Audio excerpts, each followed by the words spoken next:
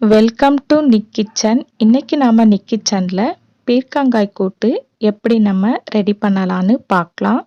நார் சத்து மிகுந்த காய்கறிகளில் இந்த பீர்க்கங்காயும் ஒன்று. குறைந்த கலோரிகளை கொண்டது.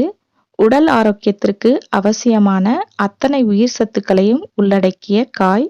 நீர் சத்து மிகுந்த இந்த பீர்க்கங்காய் கூட்டு எப்படி நம்ம ரெடி பண்ணலான்னு இந்த வீடியோவில் பார்க்கலாம் வாங்க. இதுக்கு நான் 2 பீர்க்கங்காயை எடுத்திருக்கேன். தோலை நீக்கிட்டு பொடியாக கட் பண்ணி எடுத்துக்கலாம்.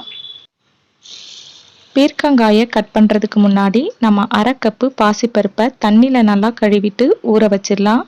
இந்த காயை நம்ம குக்கரில் தான் வேக வச்சு எடுக்க போகிறோம். ஊற வச்சிருக்க பாசிப்பருப்பை நம்ம குக்கரில் சேர்த்துடலாம். அடுத்ததாக கட் பண்ணி வச்சிருக்க பீர்க்கங்காயும் சேர்த்துடலாம்.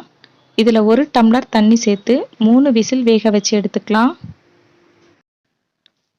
3 விசில் வேக வச்சு எடுத்தாச்சு. இப்போ தாளிக்கிறதுக்கு ஒரு பேன் எடுத்துக்குங்க. இதில் 3 டேபிள் ஸ்பூன் எண்ணெய் சேர்த்துக்குங்க. எண்ணெய் நல்லா காஞ்சதும் கடுகு சேர்த்துக்குங்க.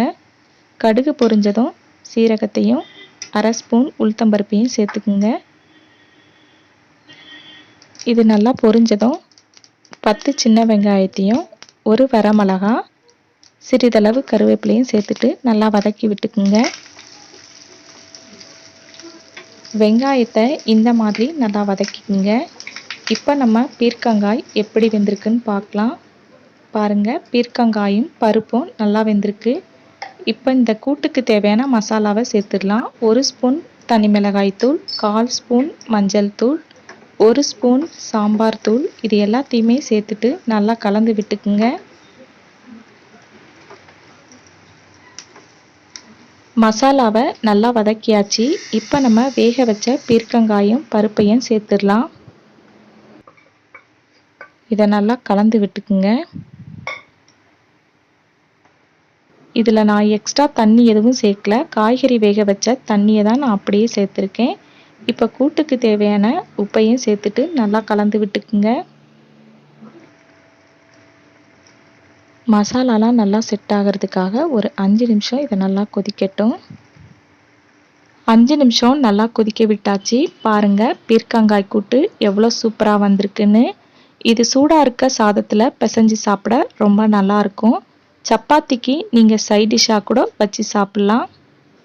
கடைசியாக நறுக்கி வச்சுருக்க கொத்தமல்லியை சேர்த்துட்டு நம்ம ஸ்டவ் ஆஃப் பண்ணிடலாம். இந்த கூட்டை நம்ம ரெடி பண்ணுறதுக்கு 10 நிமிஷம்தான் ஆகும். இப்போ நம்ம இந்த பீர்க்கங்காய் கூட்டை ஒரு பவுலுக்கு மாற்றிடலாம். ரொம்பவே ஹெல்த்தியான டேஸ்டான பீர்க்கங்காய் கூட்டு இப்போ ரெடி ஆயிடுச்சு. நீங்களும் உங்கள் வீட்டில் செஞ்சு பாருங்கள். நிக் கிச்சன் வீடியோ உங்களுக்கு பிடிச்சிருந்துச்சுன்னா லைக் பண்ணுங்கள், ஷேர் பண்ணுங்கள், மறக்காமல் சப்ஸ்கிரைப் பண்ணுங்கள். பக்கத்தில் இருக்க பெல் ஐக்கானை கிளிக் பண்ணிக்கோங்க. எப்படி இருக்குன்னு எனக்கு கமெண்ட் பாக்ஸில் சொல்லுங்கள். தேங்க்யூ.